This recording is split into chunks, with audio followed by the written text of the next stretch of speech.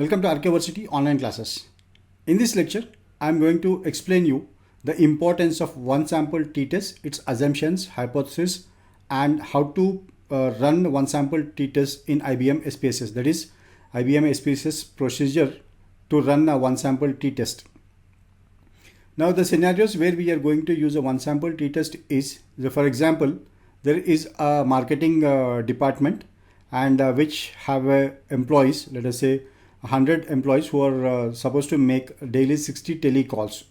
Now the manager is interested to know whether they are making the 60 calls or not, so that he collects the data of each individual marketing executive, how many calls they made, and then it tests with the standard, that is a 60. In such scenario we use one sample t-test. In another example, suppose an automobile is there, and to mention that what is the average mileage it is going to give, so it makes an assumption that 20 kilometers per liter. Then it runs a test, that is a multiple runs will be run with this vehicle. Then it takes notice and analyzes whether on an average the vehicle is giving a mileage of a 20 kilometer or not. So there are many scenarios in business as well as in the social sciences where we use one sample t-test. Now I'll explain you the assumptions, hypothesis, and the SPSS procedure to calculate one sample t-test. I also explain you how to interpret the result. The one sample t-test is used when we have a data on a dependent variable from a single group or sample, which determine whether the sample mean is statistically different from the known or assumed population mean. So sample mean, whether it is equivalent to population mean or not, is assessed with the help of a one sample t-test.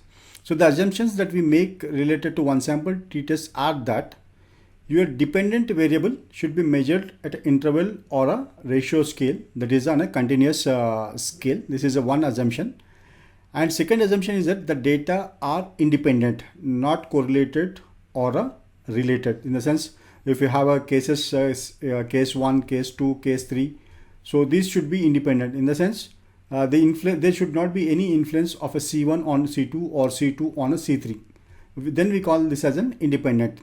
So our data need to be independent, which should not be correlated or related. Then there should be no significant outliers. So this you have to measure with the help of your box plots and to see that whether the outliers are there in a data set or not. This is another observation. And the final observation is that your data variable should be approximately normally distributed. So this is what main assumption of any statistical parametric statistical test, that is data need to be normally distributed. In this case it is approximately normally distributed.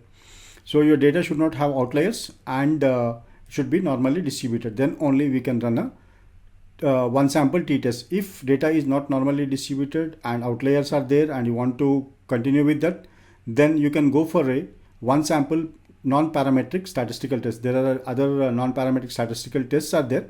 So you have to use one sample non-parametric statistical test to perform analysis when there is a violation of normality and outliers are in your data set.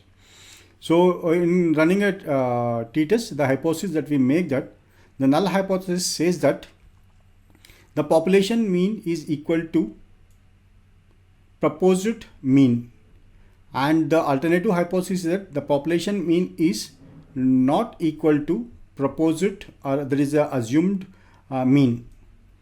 All right.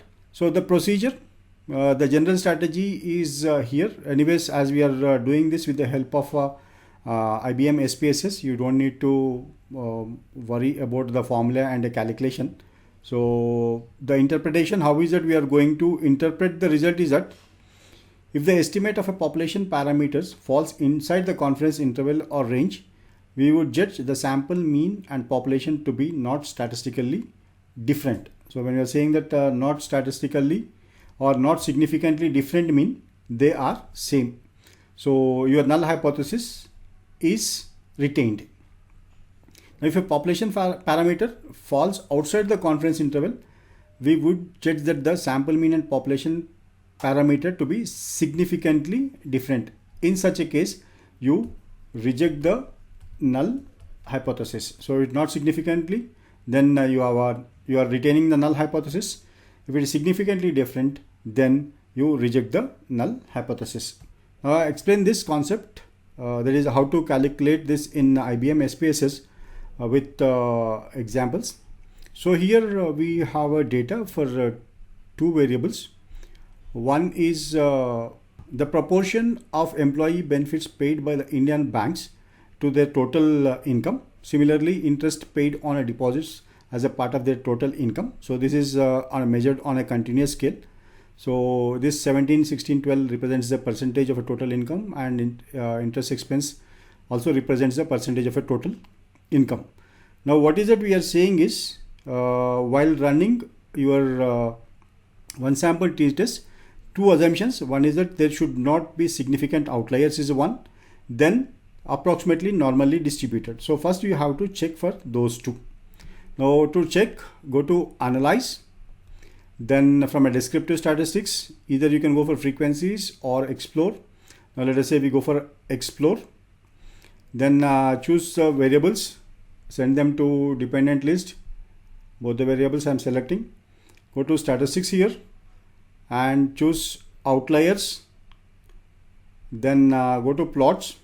So uncheck descriptives and select the box plot, and also select normality plots with the test. Click continue, then click OK. Now we have an output for both the variables. So here you have an employee benefit and interest deposits. As we want to check for the normality, we look at the skewness and kurtosis. So here skewness is 0.27, which is very close to 0, and kurtosis is minus 0.565, which is also close to 0. So we can confidently say that employee benefit expense is normally distributed. Similarly, with the rate of related to interest paid on deposits, skewness is minus 0.491 and kurtosis is 0.07, again which are within a plus or minus 1 and close to 0. So here also we can say that the data is normally distributed. So as your data is normally distributed, you can run one sample t-test. We also look at the test of normality. Kolmogorov-Smirnov test significance value is 0.2 and Shapiro-Wilk test is 0.4. This again indicates that retain the null hypothesis, saying that the data is normally distributed. And your QQ plots also reflect the same. Diagonal line and observations are falling very close to the diagonal line. Then similarly your box plots. So your box plots will help you to identify the outliers. So in case of employee benefit expenditure, we don't find any outlier here. Similarly, normal plot, again the data is plot very close to the diagonal line of a normal imposed line. So and your box plot also shows that there are no outliers. So as all the assumptions are met, then we can go for a one sample t-test. To run a one sample t-test, from output window itself directly you can click on analyze from menu commands, and here now compare means. So you have a compare means here. The compare means one sample t-test. So select one sample t-test, first employee benefit, send this to the test variable. Then you need to have a test value. So this is a test value, is the average value that we are trying to assess. So in case the normal practice is that the banks pay 12% of their net income to employee benefit. This is a population average. So we are taking this one, and when related to interest, it is a 60%. So as we are working on employee benefit, so we'll take a 12% here, and options all are selected. Just you need to look at whether you are looking at a 5% significance level or 1% significance level. So as we are going for 5%, we click continue, then click OK. Now here is the result of one sample t-test. Number of observations 40, mean value, standard deviation and standard error. The t value is 3.7 and degrees of freedom is 39, that is n minus 1. Your total significance value is 0.00 and a mean difference is 2.2. 0.29. Why we mean difference is your test value is 12, whereas the actual sample data mean value is 14. So as the test sample mean value is high, so you got a positive mean difference here, and your confidence 95% confidence lower limit and upper limit values are here. So you're looking at your significance value 0.001, we reject the null hypothesis, saying that the mean expenses, employee benefits paid by the banks are different from the industry average of a 12%. This is one. And quickly we do with the second one, the compare means, one sample t-test, reset here, then choose the interest paid, select here, and we are saying the test value is 60, then click OK.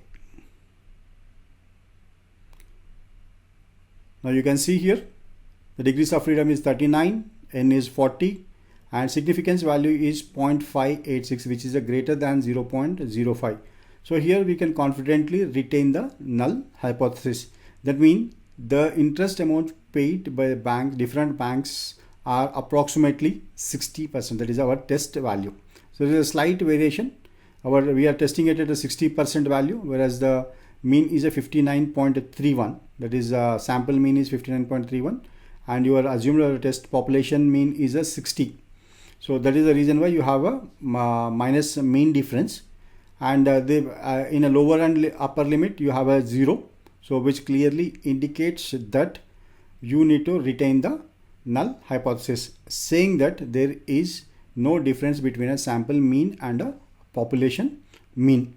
So this is how you need to perform the one sample t-test in IBM SPSS. That is, before running anything, first you have to check for the outliers, check for the normality. Once you find those two are there, that means there are no outliers and the data is normally distributed, then you need to perform the one sample t-test and interpret the results. Thank you. Thank you for listening to the lecture.